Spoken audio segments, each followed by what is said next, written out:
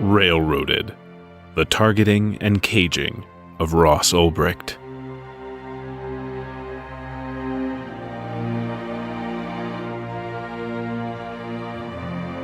Ulbricht's life sentence won't deter others, it won't protect society, it won't serve justice. It will just waste another life behind bars. This is a quote from Henry Blodgett, the CEO of Business Insider. Hello and welcome to the Railroaded Podcast. This is part 3 of the 8-part series and is about the targeting and caging of Ross Ulbrict. My name is Gary Leland. You may know me from my other podcasts such as the Crypto Cousins podcast and the 4-Minute Crypto Show. You can take a look at all my crypto podcasts, websites, and shows at cryptopodcaster.com.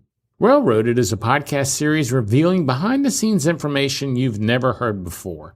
This is a peek into the inner workings and conflicts in the Silk Road story, and you will meet people involved. I didn't produce the Railroaded content that you are about to hear. I'm just distributing it as a podcast to help it reach a larger audience. I hope that the more people that know about Ross's situation, the better his chances are of being freed. The information in this podcast is based on the public record and should not be attributed to myself, Ross Ulbrict, Lynn Ulbricht, or anyone connected with freeross.org. I am not responsible for and do not verify for accuracy any of the information contained in this series. Railroaded was created by the Free Ross team and is narrated by Adrian Bisson. On today's episode, you'll hear Chapter 9, Closing In. Chapter 10, New York Takes Over. Chapter 11, The Arrest. Chapter 12, The Leading Evidence. Now, it's time for the show.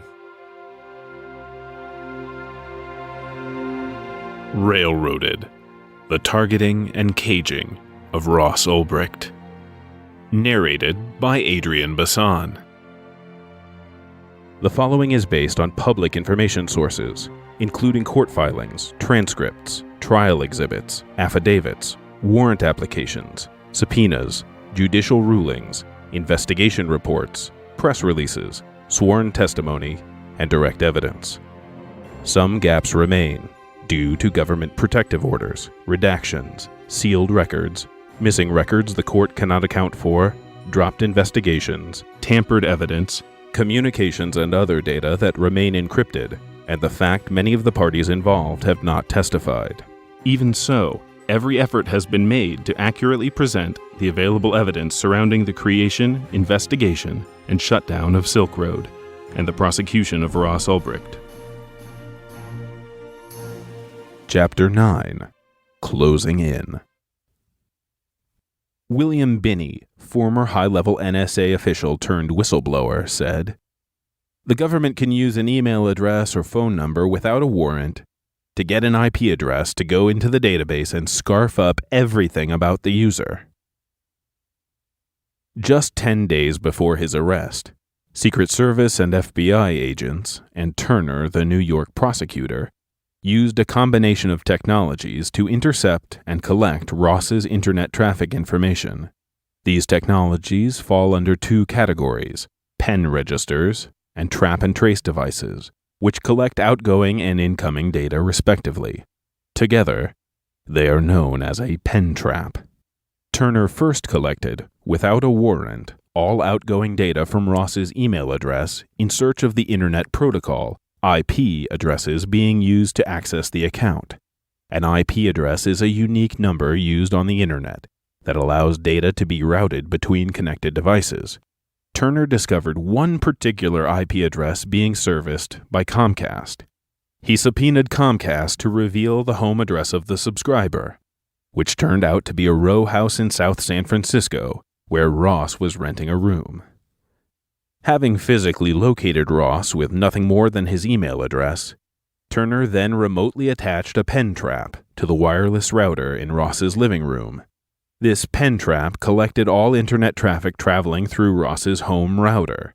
In that traffic, he discovered the MAC address of Ross's laptop and attached a pen trap to it, too.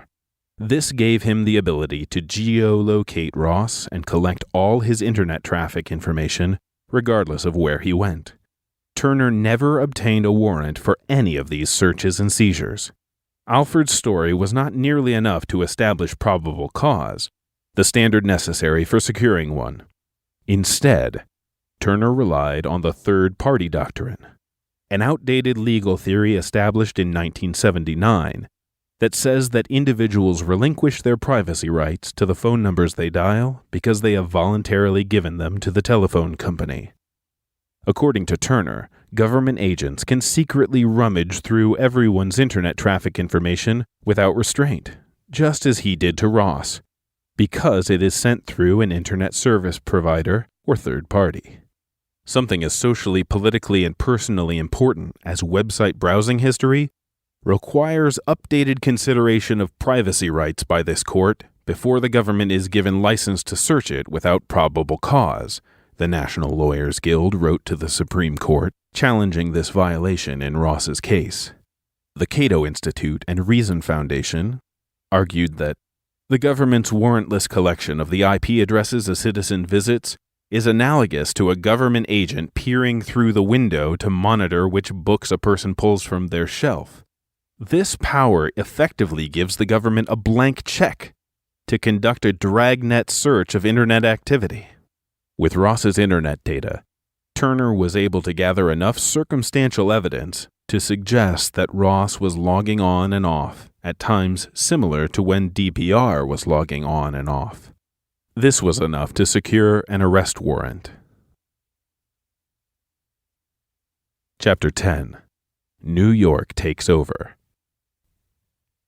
Joshua Draytell, criminal defense attorney, said, "The government did not produce a single witness to testify firsthand that Ulbrict authored any of the communications attributed to DPR. It was all digital, created and transmitted on an anonymous, untraceable internet network." Duryagan, still the most senior and experienced Silk Road investigator, was not convinced that Ross was DPR. Despite Alford's story, he continued to believe Karpeles was behind Silk Road. After 2 years and thousands of hours of investigation, time was running out to indict him before the site was taken down and Ross given the blame. Duryagan submitted an affidavit attached to a search warrant for Karpeles' email accounts so he could gather the evidence he needed to convict him. He swore under oath, "I believe that Karpeles has been involved in establishing and operating the Silk Road website.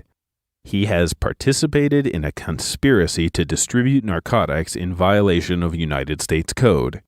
Further, by operating Mt. Gox, while knowing that a large volume of its business derives from narcotics trafficking activity conducted through Silk Road, Karpeles has violated U.S. money laundering laws.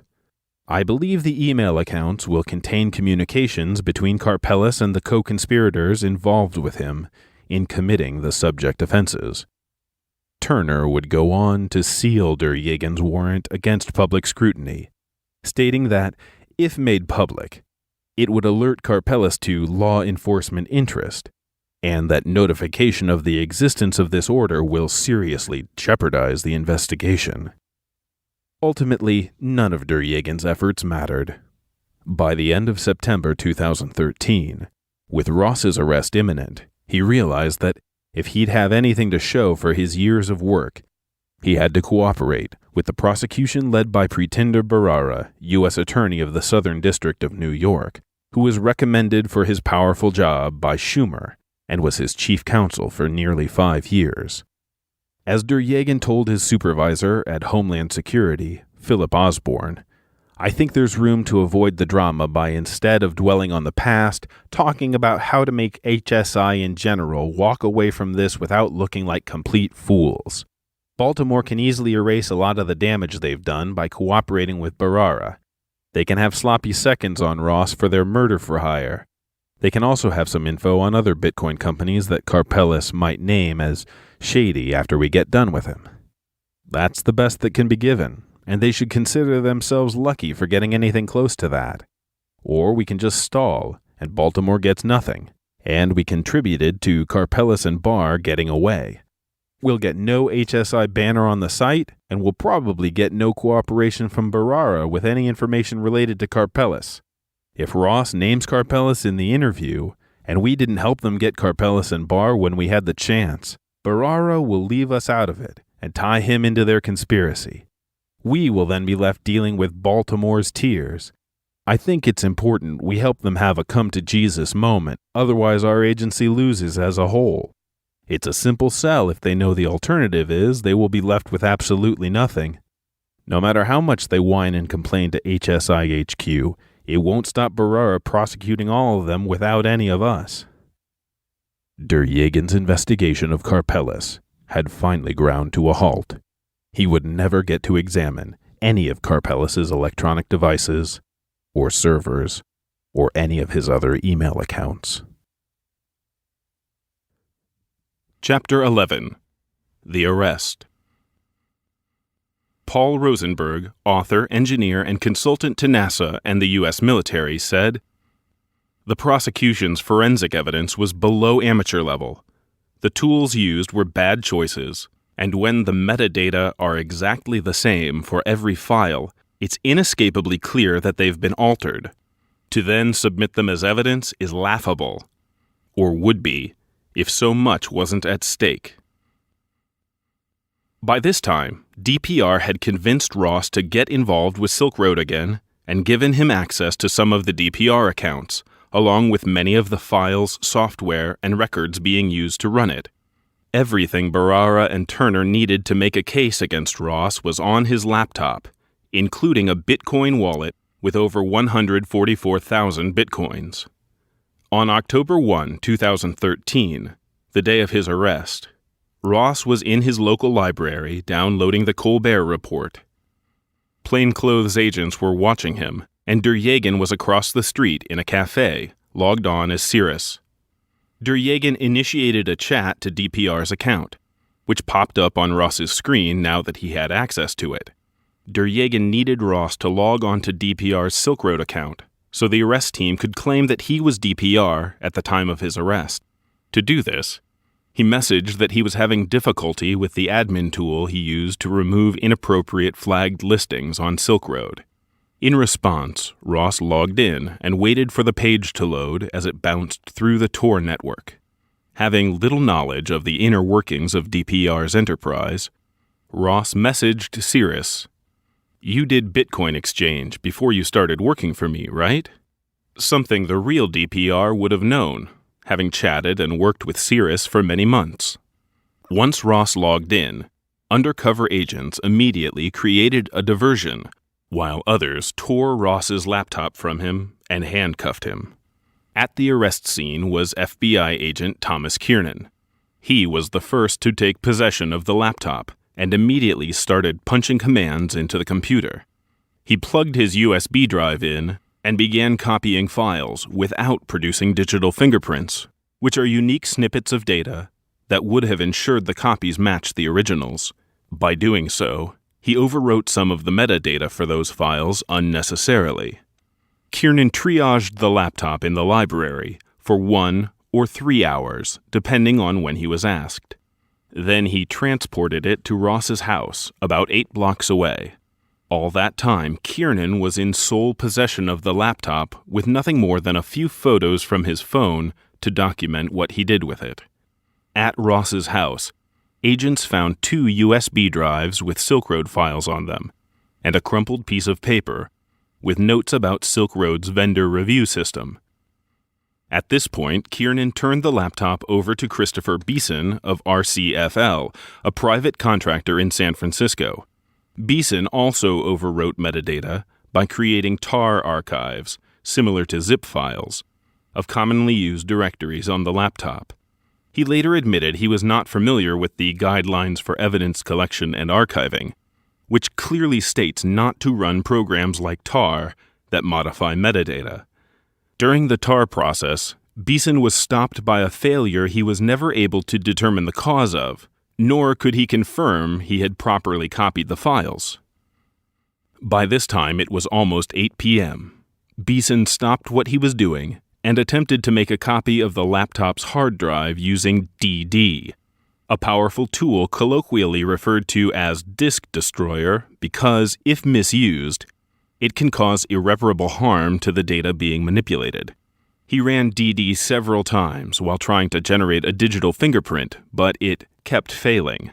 Eventually, Bisson just skipped the fingerprinting altogether and made a copy that didn't match the original.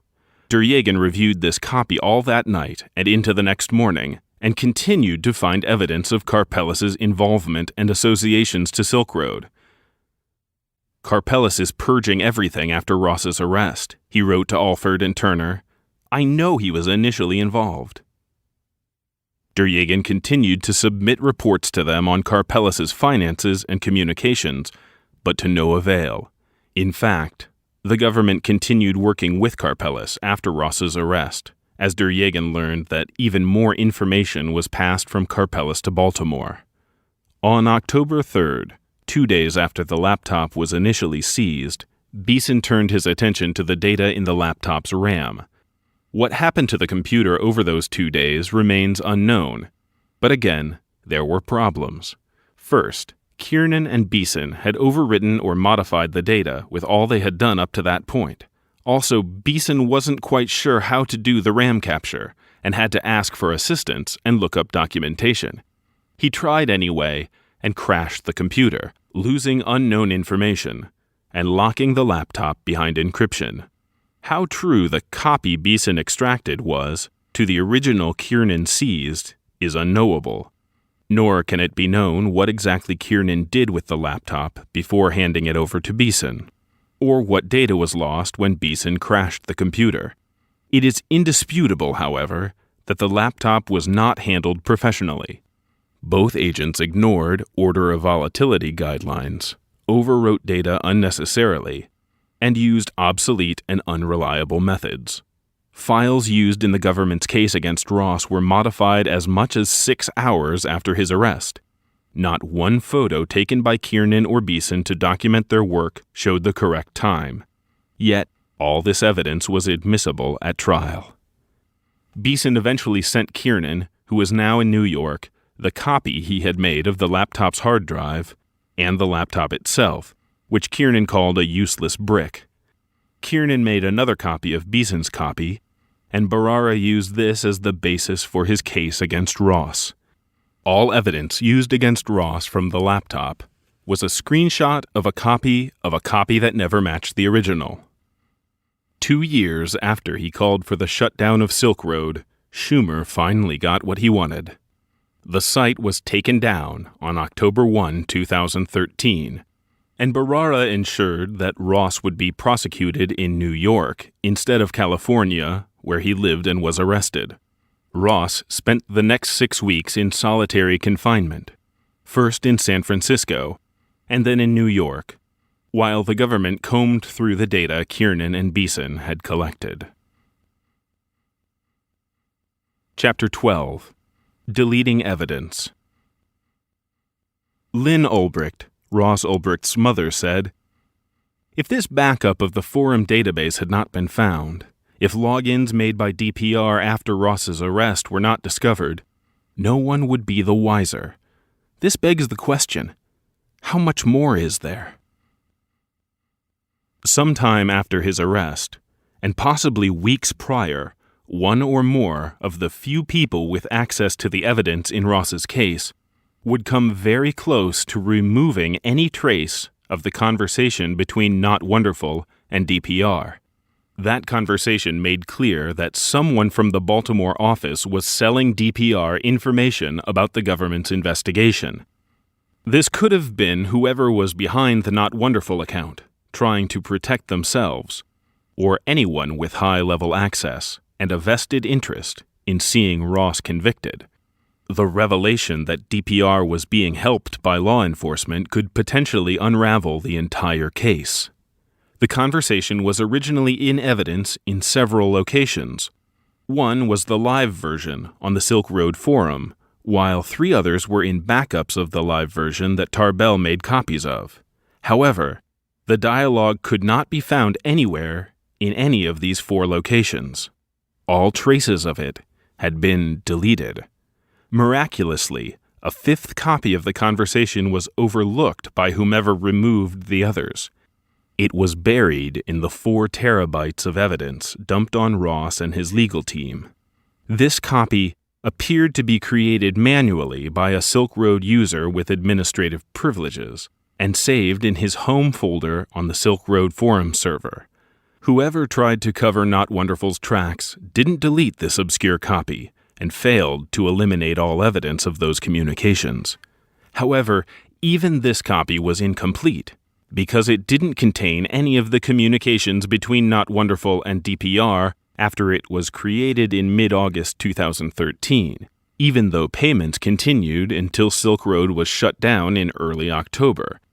It will never be known what information was sold to DPR in those crucial 6 weeks leading up to Ross's arrest. DPR made a critical mistake around this time. While Ross was still in solitary confinement, locked in a monitored cell with no access to the outside world, let alone the internet, DPR continued to log into his account on the Silk Road forum, which was still running until late November after the takedown of Silk Road itself. This is irrefutable evidence that Ross was not the only person with access to DPR's accounts. For a written version of this episode, plus citations and footnotes, go to freeross.org/railroaded.